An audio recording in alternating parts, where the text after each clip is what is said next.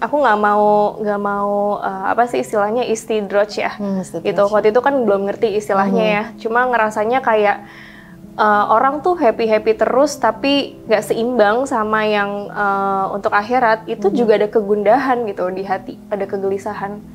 Kegelisahan itu yang ternyata merupakan hidayah aku dari Allah gitu. Jadi orang juga kalau sekarang misal aku cerita mungkin kayak enak banget lo dikasih hidayahnya kayak gitu ya. Enggak, pada saat itu tuh nggak nyaman. Karena apa? Ada karir yang harus ditinggal.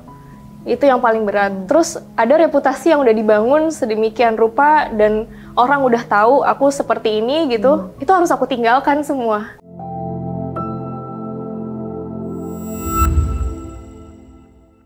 Mas Dito diajak ketemu sama Dedi, itu aku juga agak kaget sih, kayak aduh ini mau diomelin apa gimana. Karena selama ini feedback dari Dedi kurang sih, kayak apa ya, Mas Ditonya juga usaha sih ke rumah gitu ya, tapi apa ya namanya orang tua gitu.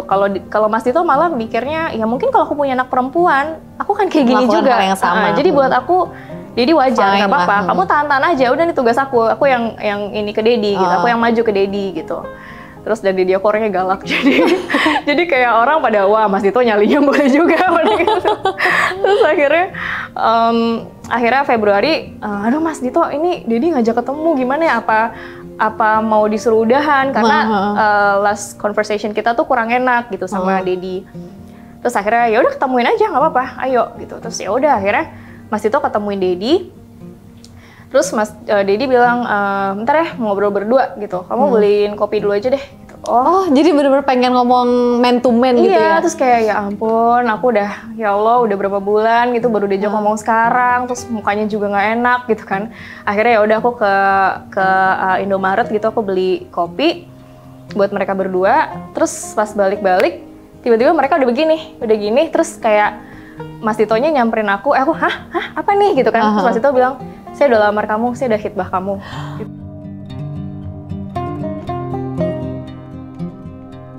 Jadi aku lamaran, aku nggak ada di situ. Terus kayak, aku pengen ke teman-teman lamarannya di hotel. Tetap ya, Terus kayak kata Mas Dito, ya udah nih ya, yang penting kita udah sesuai syariat Islam. Dapat izin gitu ya. Nggak penting ada kamunya kok, ini urusan aku sama Dedi katanya gitu. Aduh, Masya Allah. Oh gitu ya, nggak penting ada akunya, ya udah deh. Padahal kan yang dilamar aku loh gitu. Iya, yang dilamar saya loh gitu. Terus kayak ya udah, secara syariat udah sahih nih, udah khitbah ini gitu. Ya udah akhirnya aku infoin ke ibu, terus ke teman-teman gitu. Terus ya udah gimana akhirnya persiapan kita nikah di Juni. Jadi kurang dari setahun lah dari kita kenal tuh kita udah alhamdulillah nikah.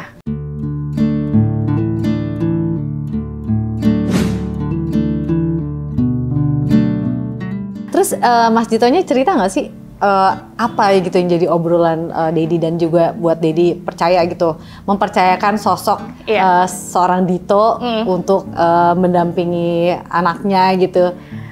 The power of tahajud sih.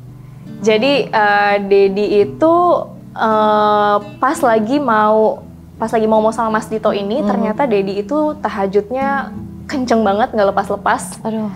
Terus ternyata di situ Dedi, ini juga aku bacain pas yang aku akad nikah, aku bacain yang soal Dedi tahajud, aku sampai berkaca-kaca. Di situ Dedi benar-benar pasrah gitu ya, karena kan ya nggak tahu ini anak orang siapa mau nikahin anak saya gitu kan. Jadi di situ Dedi sholat tahajud, terus menyerahkan semuanya ke Allah. Terus sepertinya Dedi juga minta dibukain hatinya gitu kali ya, kalau emang anak saya jodoh dengan laki-laki ini, tolong dibukakan hati saya atau gimana. Tiba-tiba di hari itu beliau serak, langsung diajak ketemu Mas Dito. Oh. Jadi cepet gitu ya. Dan jadi nggak menunggu apakah iya atau pokoknya ketika ngerasa bahwa ada serak, mungkin ini tahu gitu ya. Di hari itu juga beliau serak gitu ya. Terus ya udah langsung diajak ketemu Mas Ditonya, langsung khitbah gitu. Aduh, Masya Allah. Iya, Masya Allah. Jadi kata Mas Dito juga awalnya Dedinya, iya Mas, aku udah ikhlas gini. Tapi sama Mas Dito udah langsung salaman. Dad, aku khitbah Mbak Diandra ya. Gini. gitu. Jadi udah langsung. Aduh, Masya Allah iya, sih. cuma sayangnya aku gak ada di situ ya, dan gak ada kamera gitu, gak ada yang bisa ngerekam. Harusnya kamu pakai apa GoPro gitu di sini, jadi kayak reality show kan, gitu ya. Kayak gini gitu ya. Gitu kan.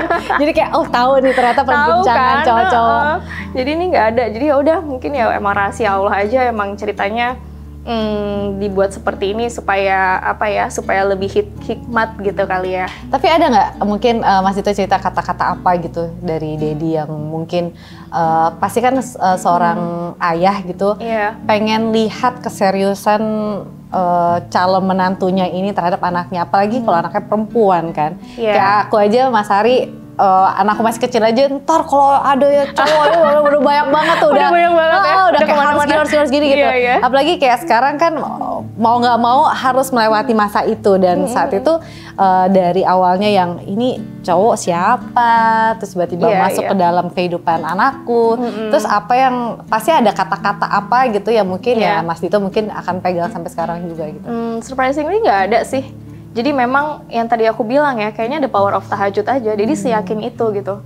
Mungkin karena ya udah menyerahkan ke Allah gitu ya. Jadi nggak ada conversation yang kayak deep banget juga sama Mas Dito. Ketemu juga ngajak Mas Dito itu karena memang udah yakin. Jadi nggak banyak ngomong apa-apa, udah langsung hit aja. Pokoknya langsung terima gitu ya bahwa menerima lamaran dari Mas Dito. Nah dari tadi juga kan Diandra tuh dari tadi bilang bahwa aku serahin aja deh ke Allah gitu, serahin aja semuanya, pokoknya ya yang penting Bismillah, penting ini. Nah cuma kan dulu aku malah taunya tuh kamu tuh belum berhijab loh. Nah kamu tuh berhijab tuh setelah menikah atau sebelum? Oh sebelum, tapi aku nikah itu kan 2019 ya. Kenal Mas Dito 2018. Nah, 2017 itu akhir aku baru berhijab. Gitu. Jadi memang karena lingkungan sih, Mimi. Memang benar-benar lingkungan tuh yang bantu banget ya. Jadi kayak mungkin kalau dulu kan kita makin kesini kan kayak istilahnya semakin kita dewasa, circle kita semakin sempit, semakin kecil gitu kan. Dan itu benar banget. Kita semakin pilih-pilih, dan karena kita semakin tahu juga tujuan kita tuh hidup mau kemana sih, apa sih yang kita kejar.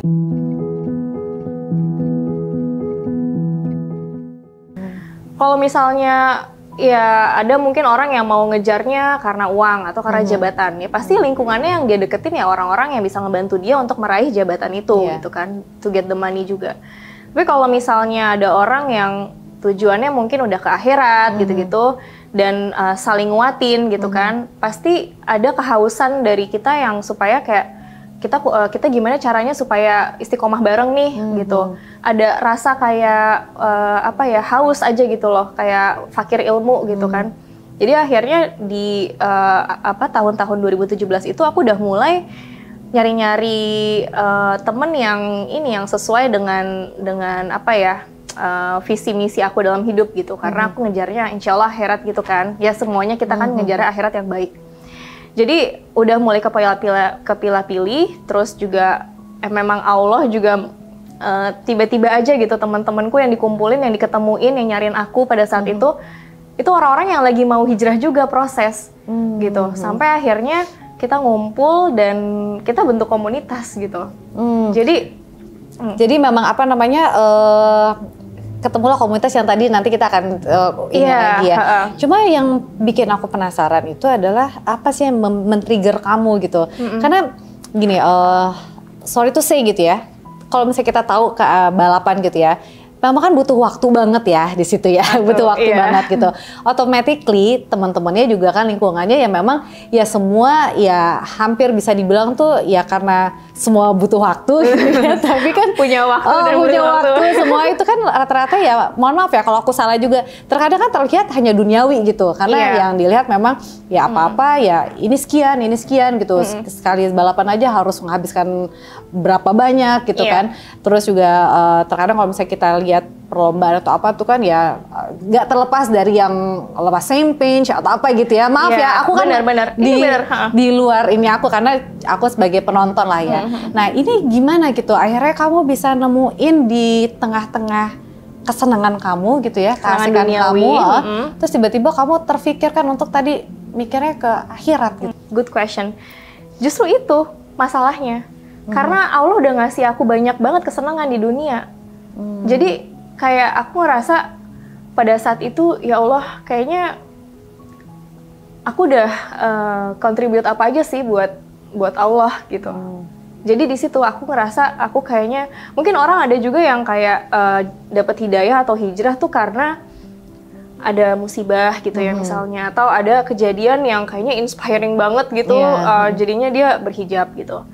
Tapi kalau aku malah kebanyakan yang Allah kasih itu yang enak-enak gitu, sampai aku ngerasa ya Allah aku cuma manusia biasa gitu, tapi kok dikasih yang enak-enak terus.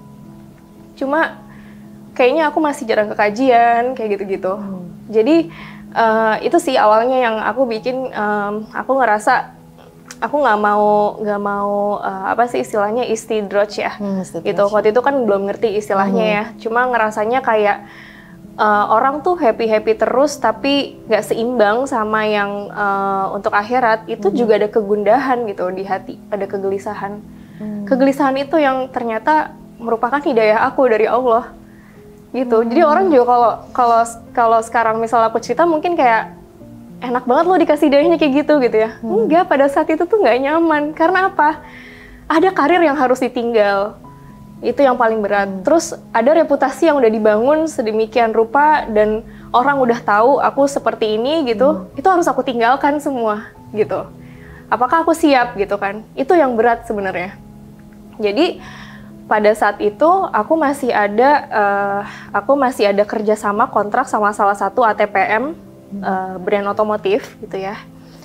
Di situ aku jadi presenter dan terakhir itu aku juga pakai bajunya juga yang ya gimana sih kalau nggak berhijab ya pasti didandaninnya yang ada dress lah gitu. Memang sih nggak selalu kebuka, cuma kan ada yang modelnya buntung gitu atau apa. Terus rambutnya juga ya gimana gitu. Kegundahan itu muncul makin jelas gitu. Oh, jadi ketika kamu ngejalanin itu semua, kamu ada rasa nggak nyaman di situ? Nggak nyaman karena kayak dipertontonkan aja. Terus mulai juga aku review mobil itu juga mulai ada orang yang kayak ngomentarin fisik, padahal aku pakai bajunya sopan. Tapi karena laki-laki semua gitu ya. Tapi ya aku syukurin itu Mimi, karena mungkin kalau bukan karena omongan-omongan mereka yang soal fisik aku gitu, mungkin aku nggak akan berusaha untuk nutupin gitu. Jadi aku bersyukur aja deh atas semuanya gitu. Nah, cuma itu lagi, ada karir yang harus dipertaruhkan gitu. Jadi itu yang berat. Nah, akhirnya yang tadi aku bilang tadi, aku barengan sama teman-teman gitu ya, itu mereka yang nguatin aku. Dan aku udah bilang sama kantor juga gitu. Aku bilang aku mau berhijab nih. Jadi kalau misalnya emang udah nggak bisa nge-review mobil lagi, atau misalnya mau di stop nih kontrak sama yang ini, sama yang brand ATPM ini, nggak apa-apa, ya aku ikhlas aja gitu. Karena aku bisa mati kapan aja gitu. Dan kalau belum hijrah kan, aku pasti masuk neraka dong, pasti. Gitu. Jadi ya udah akhirnya aku ngomong sama brand ATPM itu dibantu oleh agensi. Ternyata mereka malah menyambut bahagia. Gitu. Aku giliran udah yang drop banget, aku udah menyerahkan semuanya nih Mimi. Aku udah kayak bilang sama keluargaku, udahlah karirku putus, aku dagang aja deh gitu. Kayak aku ngapain kayak udah aku nggak apa-apa gitu. Yang pasti kan ini bakal putus nih ya, yang ATPM ini aku tahu gitu kan. Cuma ya udah, mau aku bayar penalti pun ya udah, karena kontraknya belum selesai. Tapi ternyata enggak, pas mereka udah aku infoin, justru agensinya bilang, Diandra enggak, kamu gak usah bayar penalti, justru mereka seneng kamu mau hijrah gitu. Jadi ya udah, besok terakhir kali syuting, karena memang udah terakhir kali gitu ya, maksudnya udah ya besok udah set gitu ya. Besok terakhir kali, terus udah ya udah kita putus kontrak dan kamu nggak perlu bayar penalti. Jadi itu benar-benar putus kontrak, belum selesai kontraknya. Belum. Dan mereka menerima ya udah dengan logowo dan mereka juga baik-baik aja dan gitu. mereka bayar full payment. Masya Allah. Iya, jadi katanya itu hadiah untuk aku.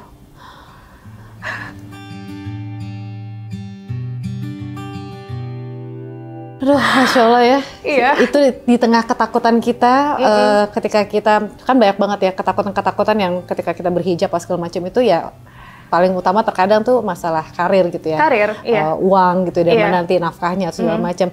Tapi ternyata Allah ngasih itu semua malah jadi hadiah buat kamu. Jadi iya, aku masih nggak nyangka banget sih sampai sekarang, karena waktu itu gundahnya sampai berminggu-minggu tiap hari nangis gitu ya. Dan tapi nangisnya itu sebenarnya actually lebih kayak aku mau berhijab sekarang gitu, aku mau ninggalin tapi gimana cara ngomongnya gitu. Jadi kayak ya udah ikhlas kok, nggak dapet uang lagi gitu, udah nggak apa-apa gitu. Tapi malah Allah kasih itu. Terus juga aku udah bilang sama kantor juga, auto driver, kantor review aku yang sampai sekarang juga masih review mobil. Nah, aku bilang sama anak kantor, yaudah deh gue mau istirahat dulu aja nih, pakai hijab, gue mau menenangkan diri dulu nih, kan pas udah mau akhir tahun. Lagian belum tentu juga gue review pakai hijab diterima sama orang gitu kan. Jadi udah deh nggak apa-apa, gue istirahat dulu aja. Ternyata pas mereka tahu aku udah berhijab, malah AE-nya kantor telepon, Diandra, ini ada produk oli nungguin lo kapan mau review. Udah pengen nggak sabar nih mau lo iniin produk olinya, ayo dong lo review lagi dong gitu. Hah, jadi beneran? Jadi ternyata dari situ Allah malah bukain pintu rezeki yang Masya Allah banget sampai sekarang. Yang rezekinya berupa kesehatan, berupa materi juga, ya semualah segala macam, keluarga gitu ya. Aku bener-bener nggak nyangka, karena ternyata banyak yang kita pikirin itu karena ketakutan kita gitu loh. Allah bisa memutarbalikkan itu semua, bener-bener nggak seperti yang kita pikirin gitu. Jadi emang Masya Allah banget. Aku happy banget masih bisa kerja di dunia otomotif sampai sekarang dengan hijab aku, diterima di mana-mana. Bahkan tahun depannya Mimi, itu aku justru banyak job yang jalan di luar negeri. Aku review mobil di luar negeri, aku nyetir, waktu itu nyetir Porsche dari Malaysia ke Singapura, Singapura ke Malaysia ke Thailand 5 hari berturut-turut. Dan di situ mereka kayak, Diandra, new style hai, gitu-gitu pada yang.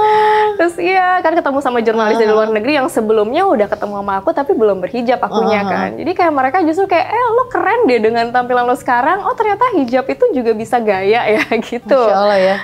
Terus kayak lo cantik gitu, lo lebih anggun sekarang gitu. Jadi mereka nerima banget gitu loh, yang mereka yang non muslim dan bule-bule gitu kan.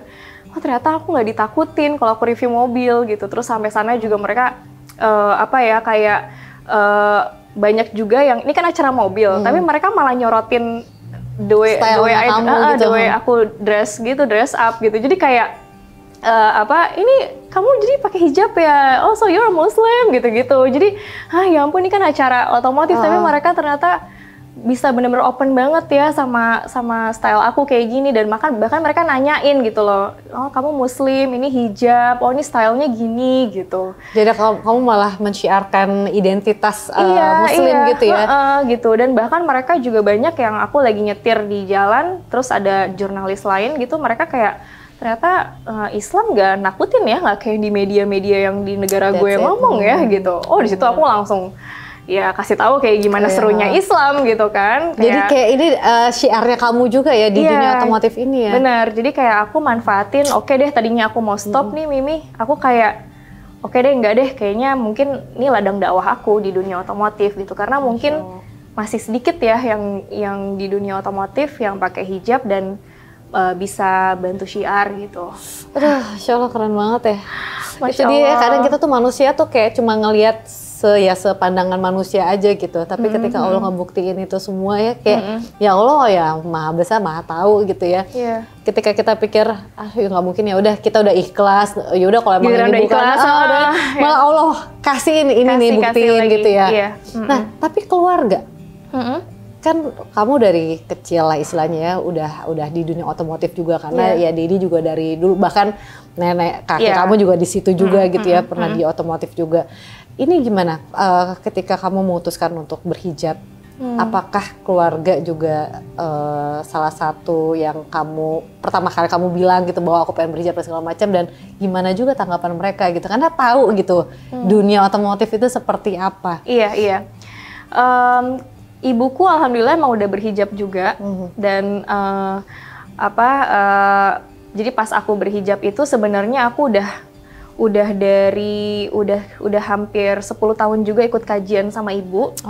Jadi sebenarnya memang, dan aku sekolahnya juga di Al-Azhar gitu ya. Jadi aku dengan hijab itu sebenarnya udah biasa banget gitu, karena ke sekolah juga pakai hijab gitu kan, ke kajian juga pakai hijab gitu, kajiannya seminggu sekali. Jadi sebenarnya pas ibu aku bilang aku pakai hijab ya happy aja gitu, happy, dan emang ya ini udah saatnya gitu kata ibu gitu. Jadi ibu malah bilang ibu senang dengan anak-anak zaman sekarang, karena zaman ibu dulu, ibu seumuran kamu itu jarang sekali yang berhijab gitu. Jadi ibu pasti appreciate mau abis nikah punya anak. Abis nikah rata-rata ibuku juga abis nikah gitu kan, terus mertuaku juga abis nikah gitu. Tapi mereka kan masya Allah banget gitu kan sekarang gitu. Nggak nyangka ternyata kalau dibandingkan ya memang ternyata zaman kita sekarang ini banyak yang lebih berhijab lebih awal dibanding zaman dulu gitu, bahkan sebelum nikah gitu. Jadi masya Allah banget.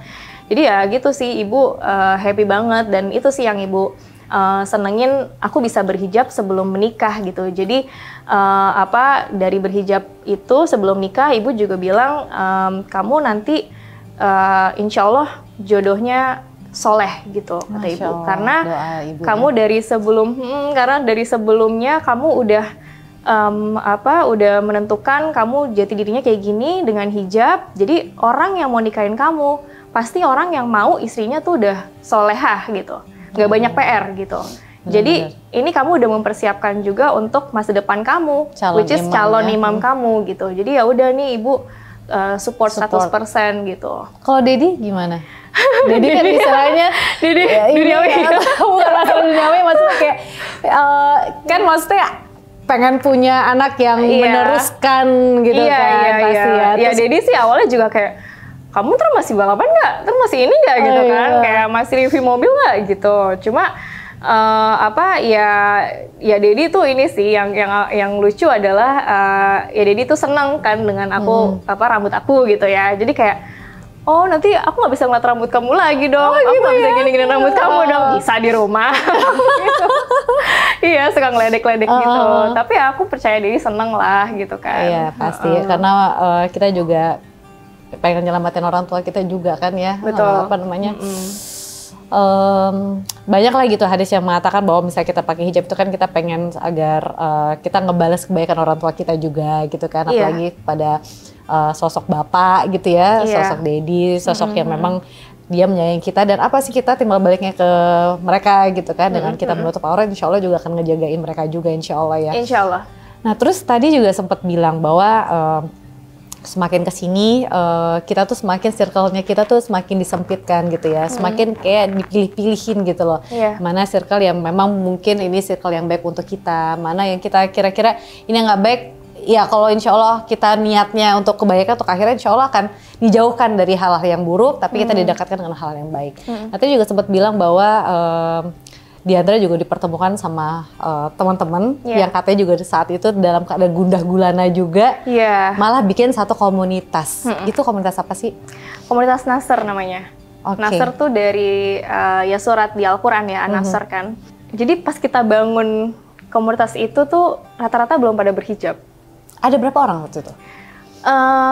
Ada 4 orang. 4 orang dan 4-4-nya belum berhijab, cuma bikin komunitas Nasr ini. Iya, tapi yang satu itu satu temanku Rahma, ini dia udah berhijab duluan. Jadi kita sambil bikin dia berhijab dulu gitu. Jadi pas lagi bikin awal dia berhijab, terus dilanjut aku, terus baru yang lain-lainnya juga gitu. Jadi emang Allah sih yang pertemuin kita sih. Tiba-tiba udah lama nggak kabar-kabaran sama Rahma, tiba-tiba kok ketemu, terus ketemu dianya juga itu katanya hari pertama dia berhijab, terus dia bilang dan pada saat itu aku juga datang ketemu dia lagi berhijab karena lagi habis dari kajian, jadi kita lunch bareng, terus kayak lucu kita pakai hijab gitu-gitu, terus akhirnya ya udah akhirnya kita gabung kita bikin komunitas. Jadi dia ngajak, mau nggak sih bikin komunitas? Iya deh, boleh gitu ya. Soalnya banyak nih yang kayak kita gini yang pengen datang ke komunitas, pengen ke kajian, tapi masih nggak malu, nemu wadahnya. masih apa, Pas mau datang udah keburu takut dijudge karena dianya belum nutup aurat dengan benar gitu kan. Terus juga ada yang aduh ilmunya belum nyampe sana nih, kita butuhnya yang masih sepele-sepele dulu gitu. Ringan dulu. Bahkan ada mungkin yang orang lahir Islam tapi dia pun masih pengen cari tahu Islam tuh apa. Ini agama yang benar nggak sih yang gue jalanin gitu kan. Terus ada lagi yang non muslim yang lagi pengen masuk Islam. Nah itu juga butuh wadah loh Mimi, ya kan. Jadi makanya kita akhirnya kita bikin komunitas ini dengan harapan market kita itu adalah orang-orang yang tadi aku jelasin. Jadi dengan harapan kita bisa welcome orang siapapun yang lagi butuh pencerahan, yang lagi penasaran Islam itu apa, terus yang mungkin lagi mau pakai hijab tapi butuh dimotivasiin lagi gitu ya. Itu kayak kita butuh support gitu ya. Iya, butuh support lagi galau segala macam. Aduh, jangan lari kemana-mana deh. Udah gabung aja sama komunitas kita gitu. Nah, itu kita bangun komunitasnya tahun 2017. Jadi pas aku lagi yang berhijab itu juga. Nah, 2017 akhir, awalnya jamaah kita tuh cuma 5 orang. Kita doang. Dari kita untuk kita gitu ya. Untuk kita gitu, datang kita lagi gitu ya. Sampai alhamdulillah per 2020 sebelum pandemi itu jamaah kita udah 250 jamaah. Gitu. Jadi lumayan ya dari 2017 akhir sampai 2019 akhir lah karena 2020 kan udah pandemi ya. Jadi ya lumayan itu kira-kira kita ngebangun 2 tahun lebih sedikit. Itu 250 jamaah yang mereka sebulan sekali konsisten ikut sama kita, bahkan nambah ngajak temennya gitu-gitu kan. Jadi alhamdulillah banget gitu. Dan ustadznya juga masya Allah ya karena mereka kan juga paham nih ini orang-orang yang yang butuh baru gitu. Kita memang udah brief dulu sih ke ustadz-ustadznya. Jadi merekanya pun juga gak ada kalimat-kalimat yang judgmental atau yang kayak ngebahas soal apa yang sampai bikin sakit hati nih jamaahnya, terus takut ngerasa kesindir atau gimana gitu. Jadi memang kalimatnya juga yang dipilih-pilih yang kira-kira bisa melembutkan hati mereka gitu. Jadi itu sih poinnya gitu. Cuma sayangnya pandemi ya, jadinya kita offline-nya kita hold dulu, terus juga sekarang ini belum aktif banget lagi juga untuk offline eventnya gitu. Tapi di tengah-tengah perjalanan ya dari 2017 sampai 2019 akhir gitu, dari yang jumlah jamaahnya cuma 5 orang sampai akhirnya 200-an orang, itu kan berarti kan bisa dibilang dari mulut ke mulut atau ya entah apalah yang menggerakkan begitu banyak langkah orang menuju ke tempat kajian tersebut. Nah itu apa yang kamu dapetin? Banyak banget sih. Jadi di sini aku sebagai salah satu founder ya, itu juga dengar cerita-cerita mereka. Jadi kita tuh juga bikin komunitas, kita pengennya akrab sama mereka. Jadi ada sharing session gitu? Kita ada grup gitu, ada grup, dan kita juga karena mereka ini yang datang-datang lama-lama karena udah kenal sama kita, Kak mau bantuin dong Kak, gitu-gitu kan. Jadi ada beberapa yang kita akhirnya rekrut untuk jadi panitia. Volunteer gitu. Karena seiring dengan berjalannya waktu kita ada yang nikah, ada yang hamil. Aku juga terakhir lagi hamil gede gitu kan. Wah ini udah butuh pertolongan nih karena jamaahnya udah luar biasa gitu. Akhirnya bantuan-bantuan mereka ya kita terima gitu ya. Plus kita juga ada namanya Nasr Warrior. Nah Nasr Warrior ini yang dimana kita di situ tuh mengakrabkan diri sama mereka. Jadi kita semua founder dan volunteer istilahnya itu ya. Volunteer. Itu kita juga ada setiap abis kajian tuh kita ada sharing session lah, kayak mendekatkan diri dengan mereka. Terus kamu tahu dari mana Nasr gitu. Kita testimoni lah ya. Iya, jadi kita bukan yang cuma kayak kajian, oke beres pulang, udah gitu. Iya. Nggak kayak gitu. Kita bahkan bisa sampai sore gitu di masjid gitu kan. Kita di Masjid Al Ibadah dan itu di masjid ya, bukan maksudnya bukan di rumah. Enggak. Kan kadang juga dulu orang tuh mikir bahwa di rumah supaya mereka nggak terlalu masjid nih gitu kan. Jadi enggak. Jadi kita di masjid dan itu dari jam 9 sampai jam 12. Nah, selesainya karena zuhur ya. Terus udah zuhur selesai, kita lanjut lagi. Ngobrol-ngobrol gitu ya. Jamaah lain sudah pada pulang, tapi beberapa jamaah yang penasaran sama tetap kita, pengen gitu kenalan gitu ya. Itu juga stay gitu. Terus mereka juga, Kak ayo dong Kak kalau bikin apa aku mau bantu gitu. Jadi bahkan ada juga yang ngerjain sosial medianya kita gitu. Tadinya kita pakai salah satu founder, tapi akhirnya ya kita butuh bantuan lagi kan. Nah itu dari mereka, dari jamaah gitu. Jadi itu dia, jadi kita ngebangun komunitas yang bukan cuma kajian tapi juga bener-bener dijalin silaturahimnya gitu. Terus ya udah akhirnya dari sharing session itu kita saling mengenal satu sama lain, saling bantu gitu ya. Jadi semakin terikat lagi gitu kan, ada ikatan cinta lah gitu antara ukhuwah itu ya penting banget ya. Dan yang tadinya itu kajiannya itu kan sempet cewek cowok gitu ya, terus lama-lama makin banyak kok perempuannya, akhirnya kita lebih selected lagi materinya itu perempuan yang bawain juga ustazah gitu.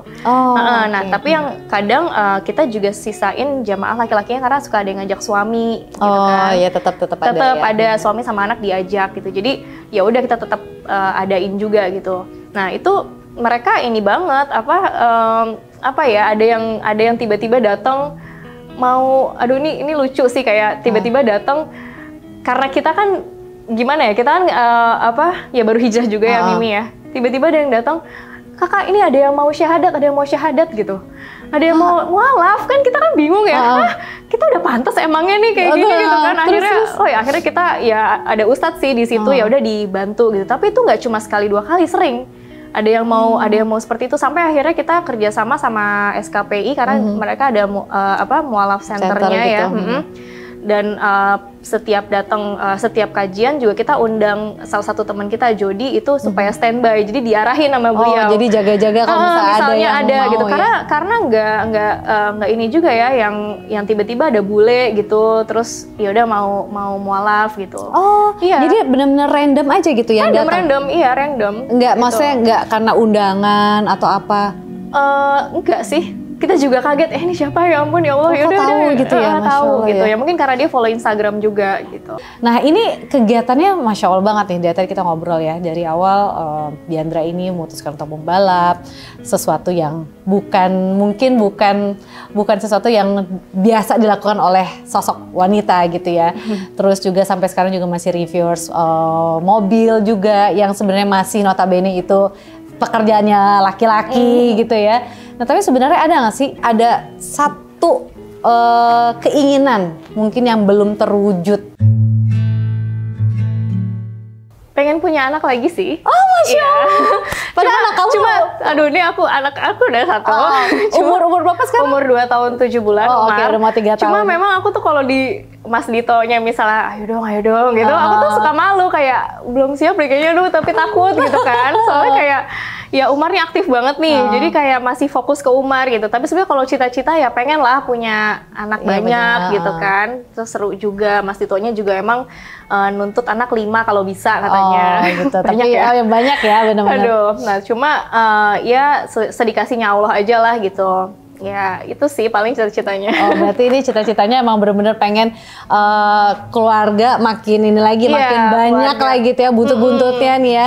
Dan ini kayaknya Umar bisa langsung diarahin ke otomotif nih kayaknya ya. Udah banget. Bener? Udah banget. Dia begitu lahir kayak udah langsung begitu dia bisa megang sesuatu tuh ya udah kayak semuanya dia jadiin setir, terus dia jago ngepot-ngepot. Udah kelihatan bakatnya ya. Ini lantai 1 ku tuh udah kayak lantai 1 rumahku udah kayak sirkuit. Udah masuk kamar lah segala macam, udah isinya udah sirkuitnya Umar. Dan menariknya juga Mas Dito juga ini juga ya, suka review-review bareng sama kamu juga kan ya? Iya, suka juga beliau, Jadi review mobil. Seru sih, karena kadang kalau misalnya kayak aku sama Mas Ari gitu ya, malahan kalau kita kebalik. Oh iya? Kalau dia nggak suka nyetir, aku suka nyetir. Oh iya? Ya ampun. Jadi memang kalau nyetir anak-anakku lebih suka kalau Mimi aja dia nyetir daripada gitu. Karena dia emang sukanya tidur kalau Mas Ari gitu kan. Ya cuma maksudnya kalau otomotif itu aku malah suka ngobrolnya sama adeknya gitu.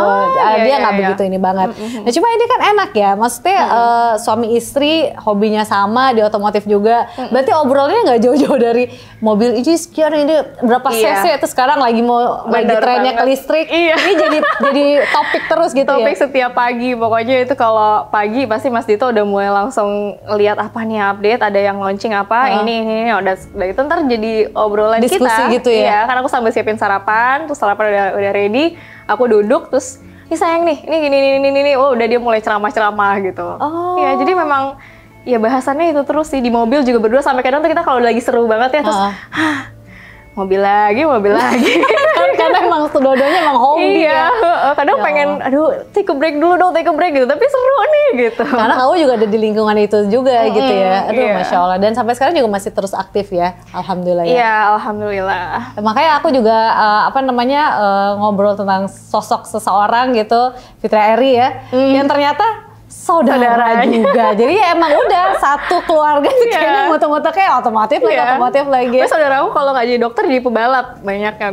Saudara gitu. kita nih, aku sama Mas Fitra. Kalau di keluarga aku mostly yang banyak kan pebalap. Kalau keluarga Mas Fitra banyak kan dokter, tapi dianya pebalap. Oh, beliau tuh pembalap juga? Balap. Jadi kan jurnalis otomotif juga. Aku pikir jurnalis, ya udah jurnalisnya, tapi emang balap juga. Dia dari hobi juga, sama kayak aku. Awalnya hobi, terus diseriusin sampai sekarang. Dia balapnya sampai ke luar negeri juga.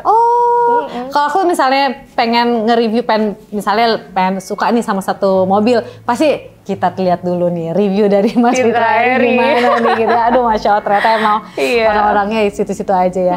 Nah oke, sekarang mungkin terakhir nih dari Diandra. Buat teman-teman nih, yang mungkin sekarang juga masih ada yang gundah gulana gitu ya, untuk menghadapi kehidupan ini gitu ya. Terkadang juga, terkadang tuh hidayah tuh nggak pernah tahu kita, kapan datangnya gitu. Kenikmatan-kenikmatan yang terus diberikan ini juga terkadang kita tuh nggak nyaman gitu. Tapi kan kita nggak tahu ini tuh nggak nyaman kenapa sih gitu kan. Kalau alhamdulillah waktu itu Diandra dikasih jalan yang benar gitu, path-nya udah arahnya ke sini. Nah tapi mungkin ada nggak pesan buat teman-teman yang mungkin ngerasain gundah gulana juga gitu, apa yang harus mereka lakuin? Apakah dibenerin dulu dari segi circle-nya atau ngomong ke siapa sih supaya mereka dapat path yang benar gitu? Iya. Sebenarnya aku simple banget sih. Jadi dan ini selalu jadi bahasan aku sama Mas Dito ya, karena namanya kita berteman, terus kita ya berhubungan lah dengan orang lain gitu ya, itu pasti ada kalanya kayak galau lah segala macam gitu ya, wajar, kita kan manusia. Nah banyak orang juga yang nyarinya itu ya ke tempat-tempat yang justru malah nggak benar gitu ya, malah mungkin ke maksiat gitu kan. Padahal sebenarnya di Al-Quran itu tuh udah ada ayat yang Allah di situ menyatakan hanya dengan mengingatku engkau tenang. Jadi hanya dengan mengingatku gitu kan. Nah, itu sih sebenarnya tuh kata-katanya mungkin cuma sesimpel itu, tapi coba deh kita telaah lagi deh. Berarti kalau misalnya kita dengerin musik mau happy-happy kayak gimana, sebenarnya nggak bikin kita tenang gitu kan. Terus kalau kita mungkin mau, kita mau cari bantuan ke psikolog gitu misalnya. Ya psikolog itu kan aku juga kuliah psikologi ya. Psikolog itu nggak bisa menyelesaikan masalah kamu. Dia nggak akan solving your problem. Dia hanya membantu gitu. Membantu apa sih yang ada di dalam di dalam diri kita yang belum keluar. Terus kita tahu itu masalahnya, baru kita cari tahu gimana solvingnya. Tapi harus dari kitanya sendiri, bukan dari psikolognya, gitu kan. Terus udah gitu ada lagi mungkin nyari yang di tempat-tempat lainnya lah, atau pakai bantuan orang-orang lain. Cuma ternyata tuh itu, hanya dengan mengingatku, engkau tenang. Sebenarnya kita bisa kok dengan hanya sujud, kita nangis, itu masalah kita keluar semua. Itu believe it or not gitu. Jadi buat teman-teman mungkin yang lagi gundah gulana gitu ya, kayak mungkin aku juga pernah ngalamin masa-masa itu. Ya pada saat itu, ya mungkin aku juga mencari-cari gitu ya, dan mana sih ini yang bikin saya tuh nggak nyaman tuh apa gitu. Ternyata aku kurang banyak mengingat Allah gitu. Jadi aku harus lebih banyak lagi mengingat Allah supaya aku tenang. Gimana caranya ya? Datang ke kajian, mungkin dengerin podcast-podcast yang ustadz yang banyak kan sekarang udah mulai yang bisa nenangin diri kita, yang mendekatkan diri kita lagi ke Allah gitu kan. Terus dengan tahajud, dengan perbanyak sunah-sunah gitu, yang sunah-sunah dari Rasulullah gitu ya, yang sesuai dengan syariat Allah gitu. Dan hanya dengan itu sih aku merasa diri aku tenang. Lebih tenang ya? Iya, jadi kalau aku bisa kasih saran ya hanya itu ayat yang diingat aja. Dengan mengingat Allah, dengan berzikir, dengan kajian, dengan segala macam deh kita lakuin ya hanya untuk mengingat Allah. Nah, insya Allah itu akan selalu tenang ya. Jadi kadang orang berpikir bahwa tenang itu dengan apa? Dengan kesenangan. Tenang itu dengan apa? Dengan materi. Tenang itu dengan apa? Dengan teman-teman yang populer, teman-teman yang gimana gitu. Tapi Tapi pada dasarnya kita lihat nih seorang Diandra yang kurang apa sih? Masya Allah. Kalau misalnya mau dari segi apa gitu ya, ya dengan posisi beliau saat itu gitu ya, jadi pembalap yang benar-benar lagi dibicarakan semua orang, dengan keberadaannya alhamdulillah dicukupkan sama Allah gitu ya, diberikan semua keistimewaan gitu. Tapi ternyata masih ada sesuatu yang kurang gitu. Ternyata apa? Libatkan Allah dalam setiap kehidupan kita. Insya Allah apa yang kita dapetin itu dengan ridhonya Allah, insya Allah malah lebih enak kok. Dunia ini hanya sementara. Iya.